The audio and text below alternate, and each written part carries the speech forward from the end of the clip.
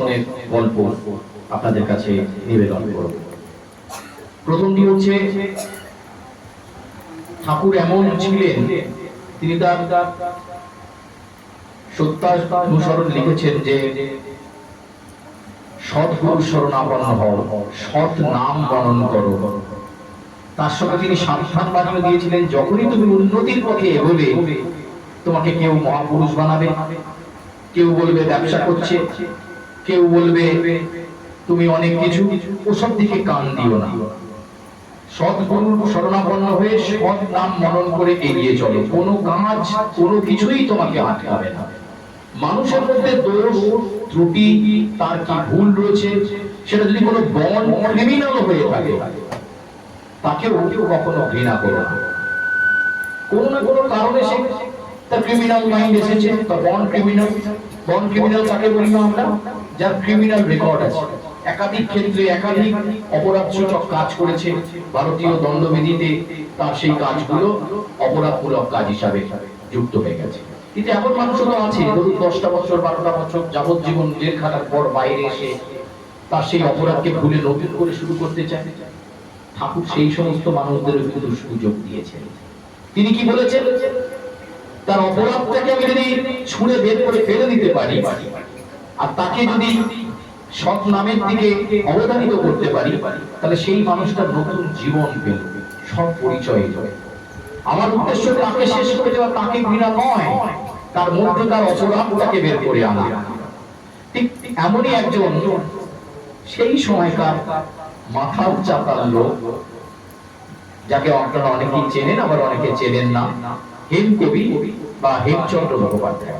অত্যন্ত মাতাল ছিলেন। মানে সকালবেলায় 7টায় আমরা কি করি, প্রাতঃ কর্মের সময় আমরা ব্রাশ করি, ফ্রেশ হয়ে নিয়ে তারপর একটু ধানকুনি পাতা খেয়ে একটু ওয়েট করে তারপর হয়তো ব্রেকফাস্ট করলাম, অফিসে যাওয়ার তারা থাকে, টিফিন গুছিয়ে দিলেন, আমরা চলে যাই। কিন্তু ওনার জীবনটা ছিল শুরুতেই আগে কারণ সুদা, রাতে শুনতে মানে যখন সে শুতে যাচ্ছে তখনও তার কারণ সুদা।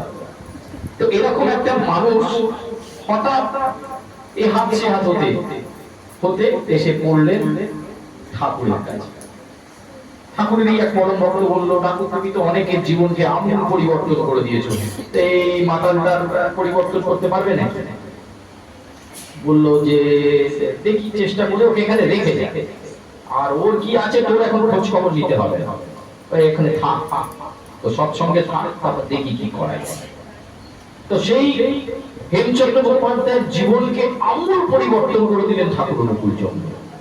কারণ সুরা থেকে তো দূরস্থ, তার হাত দিয়ে বেরোতে শুরু করলো সৃষ্টিশীল লেখাগুলো। যখন তিনি হাত পাকাতে শুরু করলেন, বিশিষ্ট কবি হওয়ার দিকে এগোচ্ছেন হেমচন্দ্র মুখোপাধ্যায়, ঠাকুরকে নিয়ে তিনি একটি লেখা লিখলেন, একটি কবিতা লিখলেন। সেখানে প্রথমেই তিনি লিখলেন, হে আমার চিরসাথী, চির প্রেমময়, বিশ্বে শুধু তুমি আমাকে দিয়েছো আশ্রয়। এরপর হেমচন্দ্র মুখোপাধ্যায়ের বহু লেখা নিয়ে বহু আলোচনা হয়েছে, বহু চর্চা হয়েছে, এমনকি ঠাকুরকেও কথা শুনতে হয়েছিল যে একজন মাতালকে সৎসঙ্গে রেখে দিয়েছেন, তার মানে বোঝা যাচ্ছে কি আছে। কিন্তু তার পরবর্তী কালে হেমচন্দ্র মুখোপাধ্যায় যখন রিপ্রেজেন্ট করলো সৎসঙ্গকে, সৎসঙ্গ পরিবারকে, তখন কিন্তু গর্বের ইতিহাস, গর্বের সোপান তিনি তৈরি করতে পেরেছিলেন। এটাই ঠাকুরের স্পর্শ, এটাই ঠাকুরকে নিয়ে চলা। আমরা আগে অতীতে বলেছি, একজনের দীক্ষা হয়ে গেল, তার দিকে আমার খেয়াল নেই তা নয়। যেদিন থেকে তার দীক্ষা হয়ে গেল, সেদিন থেকে সে আমাদের সৎসঙ্গ পরিবারের সদস্য। আমরা ওই হাতে হাত রেখে মানব শৃঙ্খলের মতো তার পরিবারের পাশাপাশি তার বন্ধু বান্ধব, তার প্রতিবেশী, তার ঘনিষ্ঠ লোকজনকে যত বেশি সংখ্যক মানুষকে কাছে আনতে পারবো, যত ঠাকুরের স্পর্শে আনতে পারবো, ততই জানবেন আমরা উন্নতির দিকে ধাবিত হব।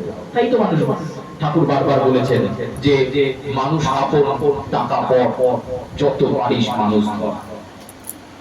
এই মানুষ ধরার কাজটা খুব গুরুত্বপূর্ণ। গত পরশু আমি অফিস থেকে বেরোচ্ছিলাম, আমার এক পরিচিত সাংবাদিক আমাকে বলল, তুই অনুকূলচন্দ্রের দীক্ষা নিয়েছিস বুঝলাম, তো ফেসবুকে এত জ্ঞান দেওয়ার কি রয়েছে? এই আমার কখন রাজকুমার সাউদা, কখনো ওই বনি বা চঞ্চল, যে কেউ থাকে, তারা ভিডিও তোলে, আমরা গ্রুপে দিই, সেগুলো আমি সেগুলো মাঝে মধ্যে ফেসবুকে পোস্ট করি। কিছুদিন আগে সুভাষচন্দ্র, তার আগে শরৎচন্দ্র, একাধিক বিষয় নিয়ে আমি ইষ্ট প্রসঙ্গ আলোচনা করতে বলে যে এরকম জ্ঞান নিয়ে জ্ঞান। আমি তখন বললাম যে ভাই তোর তো ফেসবুক আছে? বললে হ্যাঁ। না আমি দুটো দিন দেখলাম, একদিন তোর স্ত্রী ছাদে নৃত্য করছে, রিলস বানাচ্ছে, সেটা তুই দিলি। আর তারপরের দিনে দেখলাম যে তুই হাফ প্যান্ট পরে কিছু একটা কষা কষা রান্না দেখাচ্ছিস রেসিপি। তা সেটাতে কি অসুবিধা আছে? লোকে কি রান্না জানে না? তুই যে রান্নাটা করছিস সেটা তো খুব জনপ্রিয় রান্না। আর ডান্স কি লোকে জানে না? অনেকের বউ নাচতে পারে, আমার বউ কিন্তু খুব ভালো একজন নৃত্যশিল্পী, রীতিমতো সে নাচের তালিম নিয়েছে, কিন্তু ওই নাচ নিয়ে মানে তোর বউ যে পাশ্চাত্য নাচের ছবি দিয়ে তুই বলছিস, তাতে তো কোনো অসুবিধা নেই, তুই কাকে নাচ শেখাচ্ছিস তো নয়। তা আমি মনে করেছি আমার ঠাকুর চর্চার জায়গা সোশ্যাল প্ল্যাটফর্ম, আমাকে তো ঠাকুর নিয়ে মানুষের কাছে বলতে হবে, কথা বলতে হবে। আমি তুই বলার পরেও আমি ওই জ্ঞান দেবো, তুই আমাকে থামানোর চেষ্টা করলেও ওই জ্ঞান দেবো, কারণ আমি এই লাইনটাই মনে করি, এলে আধার রেখো তুমি আধারে, শুধু ভুলে যেও না নামটা, শুধু এটুকু বলে যেতে চাই, করজোড়ে তোমার চরণে বারবার প্রণাম জানাই। ঠাকুর যেন এভাবেই আমাদের মনের মধ্যে বারবার থাকে। আমি মনে করেছি ওই ফেসবুকটা, সোশ্যাল মিডিয়াটা আমার ঠাকুরের কথা প্রচার করবার জন্য। 10টা 5টা 15টা লাইক, পরবর্তীকালে 25টা লাইক, সেদিন দেখলাম 2000 ভিউজ হয়েছে। আমি মনে করি এখন 2 লাখ মানুষের ভিউ হবে। আর যদি আমার মাধ্যমে অন্তত 10টা লোককে আমি এই দীক্ষা মন্ত্রে আনতে পারি, তাহলেই আমাদের আইডিয়াল সেন্ট্রিক অর্থাৎ ইষ্ট কেন্দ্রিক জীবন আমরা পালন করতে পারবো। তাই বারবার বলছি না, যারা যাচ্ছেন ডিপি বক্সে, জয়েন ভাই নেতৃত্বের কাজ করছেন, ফিল্ড ওয়ার্কে কি কাজ করছেন, বক্তব্য